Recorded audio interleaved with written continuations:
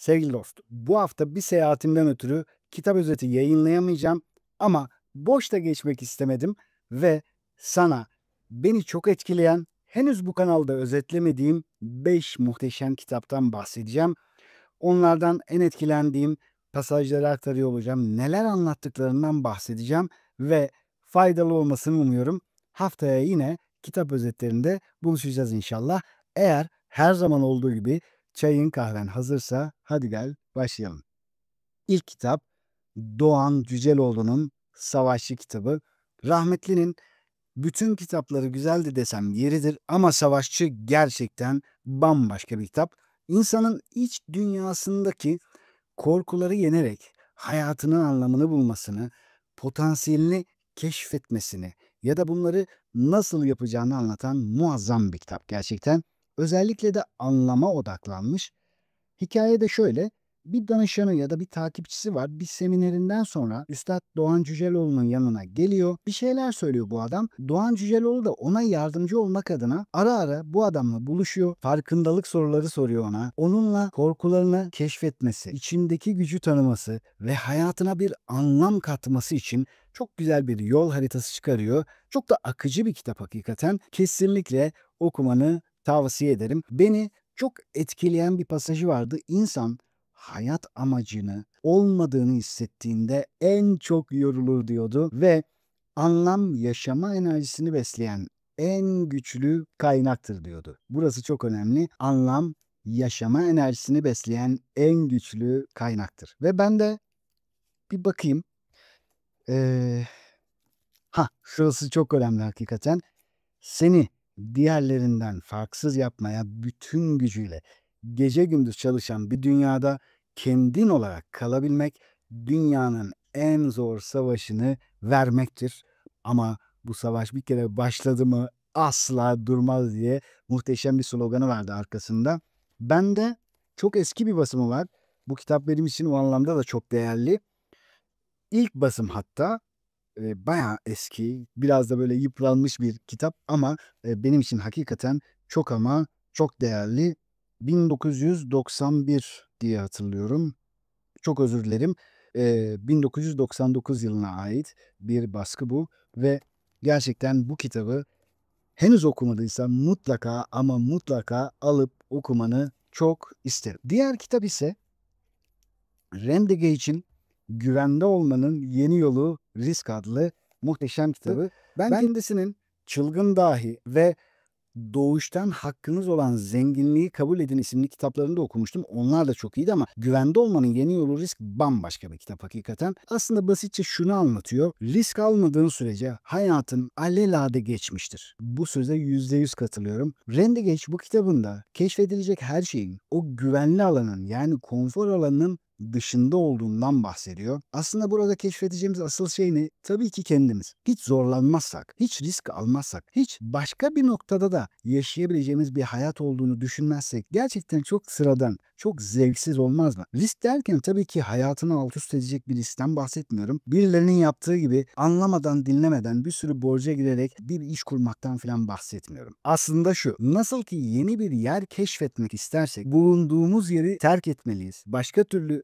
keşif yapamayız. Kendimizi keşfetmek için de sürekli ortaya koyduğumuz davranışlarda ısrar edersek, alışkanlıklarımızı tekrarlarsak asla içimizdeki gücü keşfedemeyiz. Aslında bundan bahsediyor. Kitapta korkularının üzerine giderek gerçek anlamda bir hayata sahip olmanın değerinden bahsediyor. Yine aşağı yukarı 15 yıl önce okumuştum ama ta o günlerde bugünleri öngörmesi de bence bir başarıdır. Kitaba dair önemli bir unsurdur. Çünkü değişen teknolojiden, dönüşen dünyadan da bahsediyor. Zaman geçtikçe ihtiyaçlarımızın ne kadar değişeceğini, nelerle ilgileneceğimizden de bahsediyor. İnsanların taleplerinin de değişeceğinden bahsediyor. Aslında bugünlere çok atıfta bulunuyor. Henüz bugünleri görmemişken yıllar öncesinden. Kitaptan çok etkilendiğim bir pasajı da paylaşayım. Risk almıyorsan aslında gerçekten yaşamıyorsun demektir. Güvenli olduğunu zannettiğin o küçük alan aslında seni sınırlayan bir kafestir diyordu ve bakayım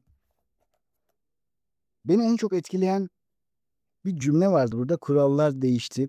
Ben böyle şeylere önem veriyorum. Değişim, dönüşüm, dönüşümü yakalayabilmek, tam yerinde olabilmek ya da zamanında adım atabilmeyi önemli buluyorum. Ve şöyle diyordu arkasında, yıkıcı teknoloji, hız kazanan değişimler ve ekonomik karmaşa oyunu baştan aşağı değiştiriyor. Şurası çok önemli. Aynı yorgun ve alışagelmiş düşünce yapıları günümüzde sizi başarıya taşıyamaz diyordu. Yine şuradan bir bakayım. Evet, Nisan 2013 İstanbul diyor. Bu kitabın da 1. baskısını almışım. Bunlar önemli bence. En azından benim gibi kitap seven birisi için önemli. Bir kitabın ilk baskısı ya da ilk baskılarından birine sahip olmak. Çünkü zaman geçtikçe belki maddi olarak değil ama manevi olarak çok daha değerleniyor. Sıradaki kitap İçinizdeki Lideri Geliştirmek. John Maxwell'in muazzam bir kitabı. John Maxwell, daha önce bu kanalda bir kitabını özetlemiştim. Birçok kitabını da aldım. Birçok kitabını okudum. Arkamdaki kitaplıkta en az 6-7 belki daha fazla eseri vardır. Kazanan tutum çok önemlidir. Çevrenizdeki lideri geliştirmek çok önemlidir. Liderliğin reddedilemez 21 yasası çok önemlidir. Başarı 101, liderlik 101 gibi birçok kitabı hakikaten çok önemli. Aynı zamanda John Maxwell liderlik denilince akla gelen ilk isimlerden. Hatta belki de ilk isim desem abartmış olmam şu zamanda en azından. Kitapları, bu anlamdaki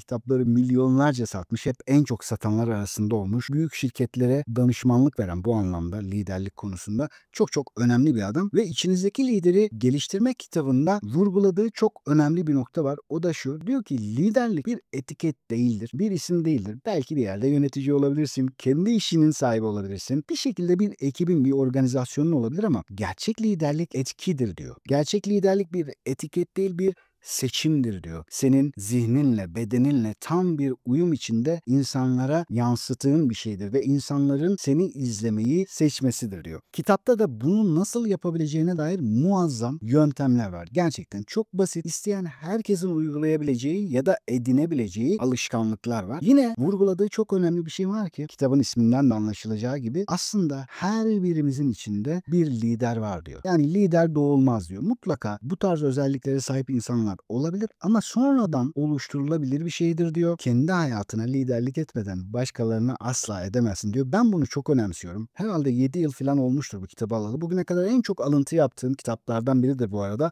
Şuradan görebilirsin. İçinde hemen her yerinde altını çizdiğim sayfalar, bölümler var. Ayrıca böyle ekstradan notlar aldığım yerler var. Belki de bu kitaptan ilham alarak, emin değilim ama Spotify'daki podcast serimin ismi uzun yıllardır hiç değişmedi. Kendi hayatına liderlik etmek. Hakikaten bu çok önemli çünkü başkalarından beklediğimiz şeyleri en azından asgari seviyede kendimiz yapmıyorsak o zaman hiç kimsenin bizi takip etmesini elbette ki bekleyemeyiz. Şöyle diyor arkasında, okumak üzere olduğunuz bilgiler 20 yıl boyunca insanlara liderlik ederken öğrenilen tekniklerin olgunlaşmış halidir. 12 yıl boyunca bu liderlik prensipleri üzerine düşünerek bay ve bayanların başkalarına başarılı biçimde liderlik yapabilir hale gelmelerini büyük bir memnuniyetle izledim.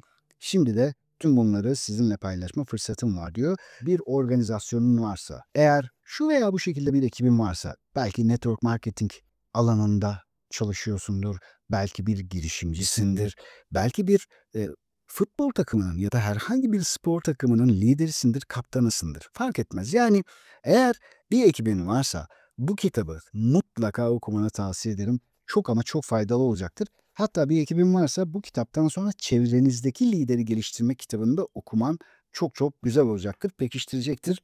Yine bende Eylül 2011 yılına ait, daha doğrusu tarihine ait bir baskısı var. Çok çok özel bir baskı bu da. Ve bu videoda 5 kitaptan bahsedeceğimi söylemiştim. Kişisel gelişim anlamında bahsedeceğim son kitaba geldik şimdi. Bu arada tabii içinizdeki lideri geliştirmek kitabından da güzel bir pasajın alıntısını yapayım. Gerçek liderler kendi hayatlarına liderlik etmeye karar verenlerdir diyordu. Çok sevdiğim bir pasajda. Şimdi bugün 5 kitaptan bahsedeceğimi söylemiştim. Kişisel gelişim alanında son kitaba geldik. Beni bir süredir takip ediyorsan muhtemelen biliyorsundur. Benim bu alandaki idolüm Anthony Robbins'tir. Yıllar önce bir videosuna denk gelmiştim ve demiştim ki ya bir insan nasıl bu kadar uzun süre hiç ü demeden, kem küm etmeden konuşabilir? Nasıl bu kadar enerjik konuşabilir? Nasıl kendisini dinleyen binlerce insanın saatlerce sıkılmadan beklemesini sağlayabilir diye. Sonra başka videolarına eriştim.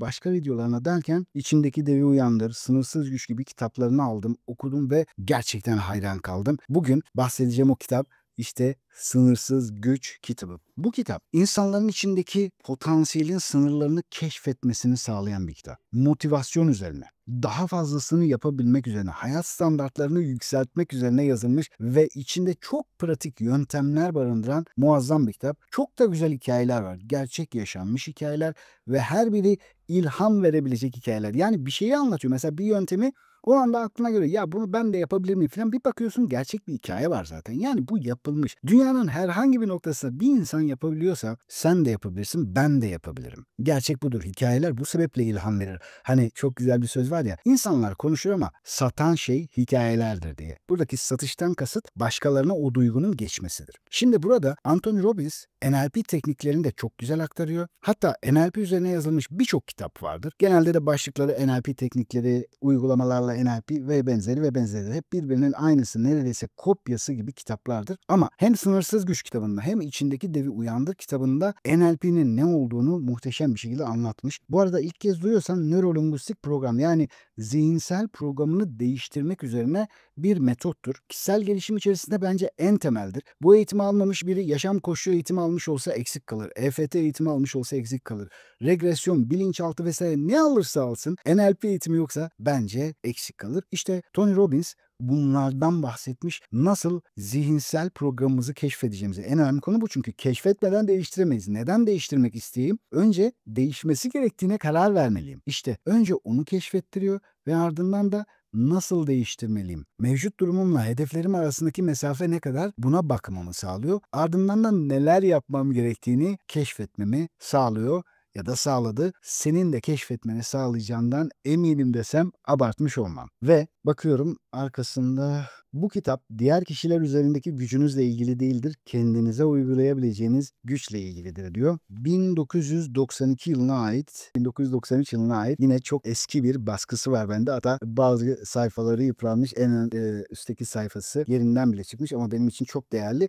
Burada farklı bir şey yapalım. Şöyle tamamen spontan bir şekilde açayım ve burada böyle çarpıcı bir bölüm bulursam hemen en sevdiğim şeylerden bahsetmiş burada. Yapmak istediğiniz fakat yapamayacağınız bir şeyi düşünün. Şimdi de aynı olayı yapabiliyormuş gibi davranın. Nasıl konuşursunuz? Nasıl nefes alırsınız? Fizyolojinizi yapabileceğinizden emin olduğunuz bir işi düşünürken hangi şekle sokuyorsanız mümkün olduğu kadar o şekle sokun. Bütün vücudunuza aynı mesajı verin. Duruşunuz, nefes alışınız, yüzünüz aynı mesajı vermelidir. Şimdikiyle daha önceki durumunuz arasındaki farka dikkat edin. Doğru fizyoloji benzeşimini tanıyabilirseniz daha önce başarmayı düşünemeyeceğiniz şeyleri bile başarabilecekmiş gibi hissetmeye başlarsınız. Yani neresi denk gelsin desem emin ol burayı söyleyebilirdim. Burası o kadar önemli bir şey ki yıllardır ben de eğitimlerimde şunu anlatıyorum insanlara. Diyorum ki öncelikle duruşunu düzelt. Öncelikle fiziğini düzelt. Tabii Tony Robbins'ten çok ilham aldım bu konuda ama daha sonra kendi aldığım, ardından da üzerine düşünerek geliştirdiğim eğitimlerimde bahsettiğim şey şudur. Zihnimizle bedenimiz aynı sistemin parçalarıdır ve birbirlerine uyumlanmak üzere yaratılmıştır, tasarlanmıştır. Dolayısıyla eğer ben bedenimi çok başarılı bir insanın bedenine benzetirsem, dik durursam,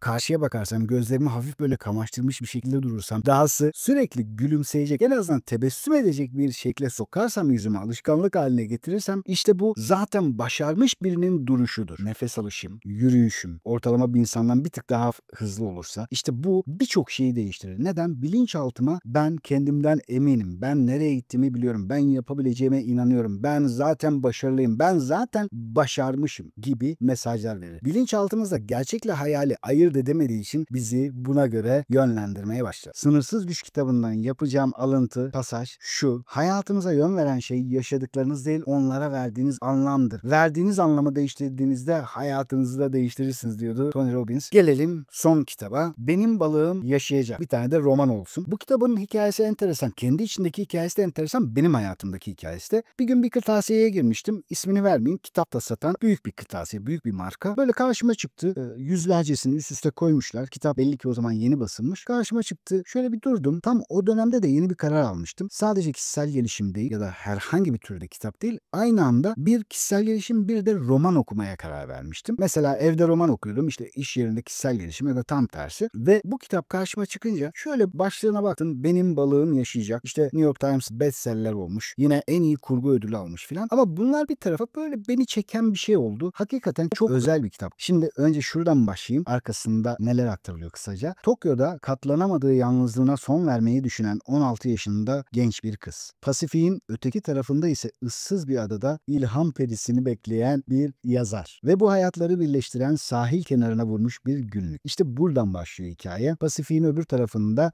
hakikaten ilham perisini bekleyen bir kadın var ki yazar kendi ismiyle kitabın içinde de yer alıyor. Ruth Özek.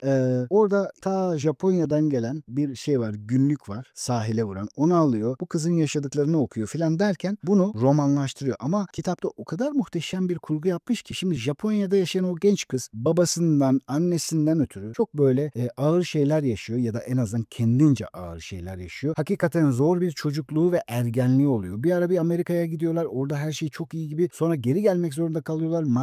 Maddi sıkıntılardan ötürü. Bizim anneanne ya da babaanne diye tabir ettiğimiz önemli kişileri onların verdiği başka bir isim vardı. Şimdi aklıma gelmedi. Böyle birisi var. Yani büyük annesi var. O çok özel kendisi için. Özellikle çocukluğunun çok özel anıları var onunla ilgili. O bölümler de çok etkileyiciydi benim açımdan. Kitap elinden zor bırakacağın kadar sürükleyici bir kitap. 594 sayfa ama hiç bitmesin diyorsun okurken adeta. Bunu hiç abartısız bir şekilde söyleyebilirim. Son dönemde okuduğum ve birçok insana tavsiye ettiğim romanlardan biri. Genelde hani kişisel gelişim kitapları tavsiye ederim ben ama roman da çok okurum ve çok severim. Ve hakikaten çok tavsiye ettiğim bir kitap. Neden? Dediğim gibi çok sürükleyici. İçinde hayata dair de çok güzel alıntılar yapabileceğin olay var. İçinde çok güzel hikayeler de var. Gerçek de var, kurgu da var. Yine bende Nisan 2015'e ait bir baskısı var bu arada. Demek ki 10 yıl olmuş ben bu kitabı alalı ama yine unutmadığım kitaplardan biridir. Eğer roman seviyorsan mutlaka okumalısın derim.